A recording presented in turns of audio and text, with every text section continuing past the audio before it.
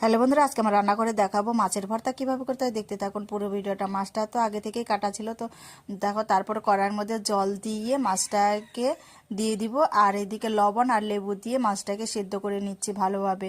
তারপরে দেখো নামিয়ে ফেললাম। এর থেকে কাটা সম্পূর্ণ বের করে নিতে হবে, কাটা না বাছলে কিন্তু এর রেসিপিটা খেতে ভালো লাগবে না। তো কাটা সম্পূর্ণ বাছা হয়ে গেছে মাছ থেকে। দেখো তারপরে কড়াইয়ের মধ্যে আমি তেল দিয়ে দিব, একটু নেড়ে চেড়ে দিচ্ছি, টমেটো কুচি দিয়ে দিব, হালকা একটু নেড়ে চেড়ে দিয়ে দিব কাঁচা লঙ্কা চিরানো, রসুন থেতো করা, তারপরে আবারও একটু নেড়ে চেড়ে দিয়ে দিচ্ছি পেঁয়াজ কুচানো, আর একটু লাল লাল করে ভেজে নিব। তারপরে দেখো বেছে রাখা মাছগুলো দিয়ে দিব। ভিডিওটি ভালো লাগলে অবশ্যই সাবস্ক্রাইব, লাইক, কমেন্ট করে পাশে থাকবেন। দিয়ে দিচ্ছি এখানে স্বাদ মতো লবণ আর হলুদ, এইভাবে নেড়ে চেড়ে নিচ্ছি।